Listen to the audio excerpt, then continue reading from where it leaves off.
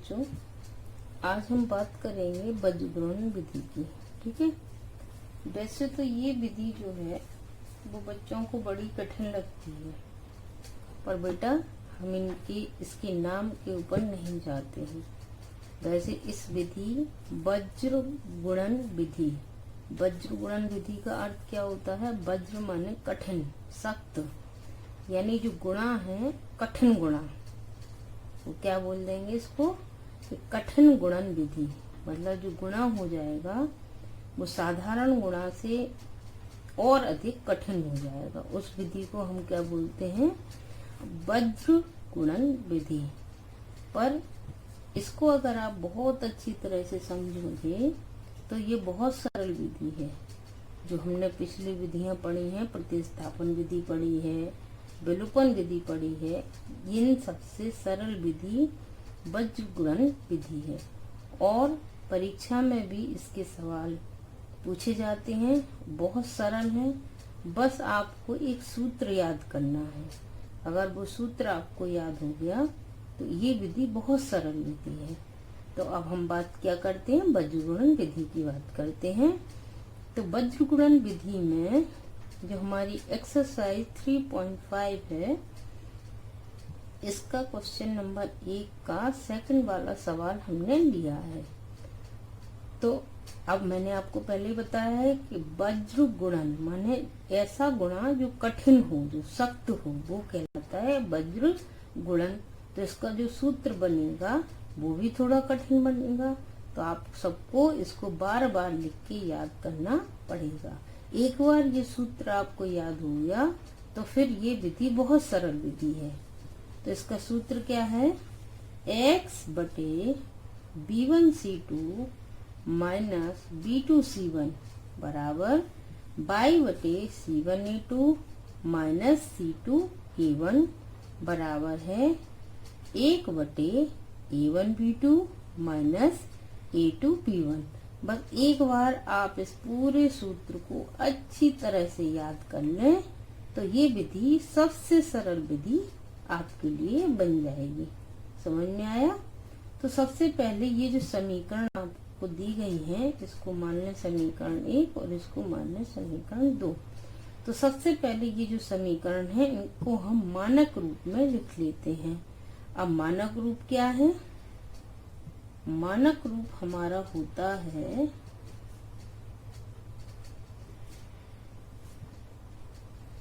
ax plus by plus c बराबर 0। ये हमारा जो समीकरण है, रैखिक समीकरण है, उसका ये मानक रूप है। तो सबसे पहले हम ये जो दोनों समीकरण हैं इनको मानक रूप में लिख देंगे। अब मानक रूप का मतलब समझ गए? ये जो c वाला पद है इसको इस तरफ ले आएंगे तो नई समीकरण क्या मिल जाएगी हमें? नई समीकरण मिल जाएगी 2x प्लस y माइनस 5 बराबर 0। और दूसरी समीकरण क्या हो जाएगी? 3x प्लस 2y माइनस 8 बराबर 0। ठीक है। अब ये जो समीकरण हमें नई मिली है, समीकरण 3 और समीकरण 4, तो हम समीकरण 3 व 4 की तुलना मानक समीकरण से करने पर अब हम क्या करेंगे? समीकरण 3 और समीकरण 4 जो है इसकी तुलना कैसे करेंगे? इस वाले समीकरण से। ये समीकरण हमारा मानक समीकरण है।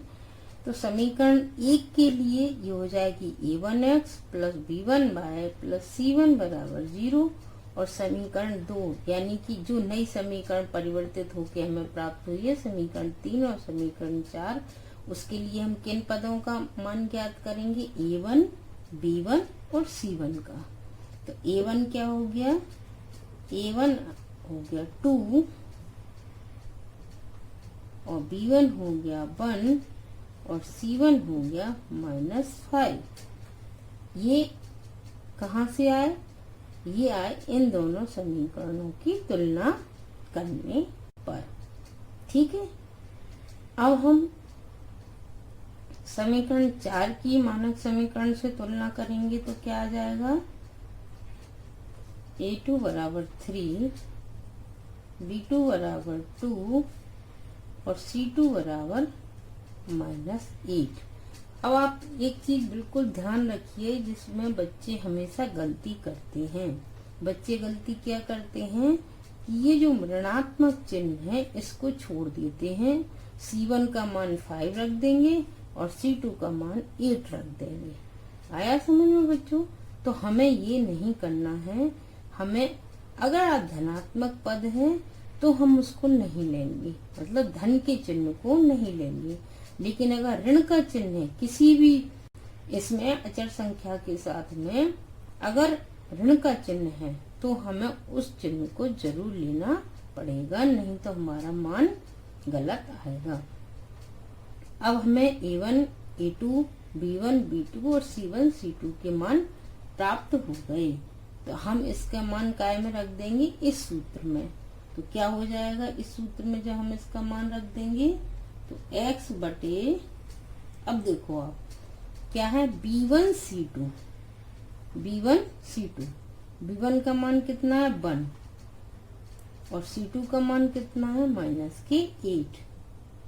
ठीक है, उसके बाद क्या है? माइनस है, फिर है B2 C1, B2 C1, तो क्या हो जाएगा? 2 इंटू -5। अब बराबर में हो जाएगा y के नीचे क्या है? C1 A2, C1 A2, C1 A2, तो -5 इंटू 3 और minus C2 A1, C2 A1, तो क्या हो जाएगा? -8 इंटू 2 बराबर 1। अब 1 के नीचे क्या है? A1 B2, A1 B2 यानी 4 और माइनस के A2 B1, A2 B1 ये हो जाएंगे 3। ठीक है, अब इनको हम हल कर लेंगे तो ये हो जाएगा -8। अब देखिए ये क्या हो गए? माइनस माइनस प्लस हो गया, तो हो जाएंगे 5 दूनी 10 प्लस के हो जाएंगे, और ये हो जाएगा बाय अपॉन, ये माइनस के 5 हैं तो 5 × 15, तो ये हो जाएगा -15, और ये माइनस माइनस प्लस हो गए, 8 दूनी 16 बराबर 1, 4 में से 3 का 1 बचा, तो हो गया x बटे 2 y बटे 1 और 1/1। अब देखो इसमें हमें करना क्या है कि एक बार हम इस पद की तुलना इस पद से करेंगे तो x का मान निकल आएगा, फिर दूसरी बार हम इस पद की तुलना इससे करेंगे तो y का मान निकल आएगा। कैसे करेंगे देख लीजिए, x बटे 2 बराबर 1 बटे 1, तो x का मान क्या निकल आया? 2। इसी प्रकार से हम y बटे 1 बराबर 1 बटे 1, तो y का मान क्या आ गया? 1। इस प्रकार से हमें x का मान मिल गया 2 और y का मान मिल गया 1। समझ में आ गया बच्चों? ये जो वज्र गुणन विधि है वो इतनी कठिन विधि नहीं है, बिल्कुल सरल विधि है। बस ध्यान से आपको इस सूत्र को याद करना है। अब हम इसी एक्सरसाइज 3.5 का पहले वाले क्वेश्चन का चौथा सवाल ले लेते हैं। ठीक है, इसमें क्या है? x माइनस 3y माइनस 7 बराबर 0 और 3x माइनस 3y माइनस 15 बराबर 0। ठीक है, इसको हमने मान लिया समीकरण 1, इसको मान लिया समीकरण 2। अब आप देखिए यहाँ पर हमें इस समीकरण को मानक समीकरण में बदलने की जरूरत बिल्कुल नहीं है, क्योंकि ये पहले से ही बदली हुई है।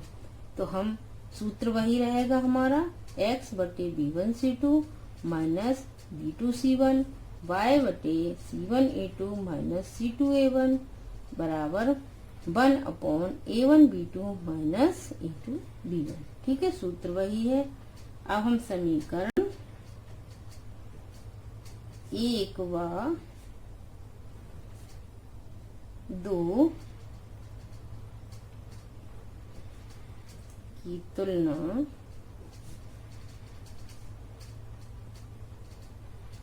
मानक समीकरण से करने पर, समीकरण 1 व 2 की तुलना कैसे कर दी? मानक समीकरण से कर दी। तो क्या हो जाएगा? इसके लिए मानक समीकरण क्या हो जाएगी? A1x plus B1y plus C1 बराबर 0। इसके लिए हो जाएगी A2x plus B2y plus C2 बराबर 0। इसकी तुलना इससे कर दी, इसकी तुलना इससे कर दी। तो A1 का मान क्या आ गया? A1 का मान आ गया 1, B1 का क्या आ गया? -3 और C1 का क्या आ गया? -7। इसी प्रकार से A2 का मान क्या आ गया? 3, V2 का मान आ गया -3 और C2 का मान आ गया -15। ठीक, अब हम इस सूत्र में मान रख देंगे। तो x बटे क्या है? देखिए आप B1C2 तो -3 इंटू -15 माइनस B2C1 तो -3 इंटू -7 बराबर y बटे C1A2 -7 इंटू 3 और माइनस C2 का है -15 है और ये क्या है? A1 C2A1 तो इंटू 1 बराबर 1/। अब देखिए A1 B2 यानी -3 और A2B1 माइनस ऑलरेडी पहले से है, अंदर -9 हो जाएंगे। ठीक है, तो क्या हो गया? x बटे ये 15×3 = 45, माइनस प्लस के हो गए। अब ये माइनस और ये भी माइनस है, ये भी माइनस है, तो ये अंदर भी प्लस का हो जाएगा। ठीक है, अब ये 7×21 के माइनस के, ये माइनस प्लस हो जाएगा तो 15 आ जाएंगे। ठीक है, और ये कितने हो गए? -3 माइनस प्लस के 9। तो x बटे, अब देखिए 45 प्लस के हैं और 21 माइनस के हैं, तो हम घटा देंगे 45 में से 21, तो कितने बचेंगे? 24 काय के प्लस के। अब इसमें से देखिए हम 15 में से 15 प्लस के हैं और माइनस के 21 हैं, तो हम घटाएंगे तो क्या आएगा? ये -6 आ जाएंगे। ठीक है, और बराबर क्या हो जाएगा? 1/+6। अब एक बार x की तुलना इससे करनी, एक बार इससे करनी, तो जाएगा x बटे 24 बराबर 1/6। इसका गुणा इससे होगा, इसका गुणा इससे होगा, तो 6x बराबर हो जाएंगे 24। तो x बराबर हो जाएगा 24/6 यानी 6 चौको 24। तो x का मान कितना आ गया? 4। ठीक है, अब y का मान निकालने के लिए हम क्या करेंगे? y बटे -6 बराबर हो जाएगा 1/6। इसका इससे गुणा होगा, इसका इससे गुणा होगा, तो 6y बराबर हो जाएगा -6। तो y बराबर जो है -6/6 यानी -1। तो y का मान क्या आ गया? -1। इस प्रकार से हमें x का मान प्राप्त हो गया 4 और y का मान -1। आशा है आपको ये वज्र गुणन विधि बहुत अच्छे से समझ में आई होगी, और नहीं आई तो मुझसे पूछ लीजिए।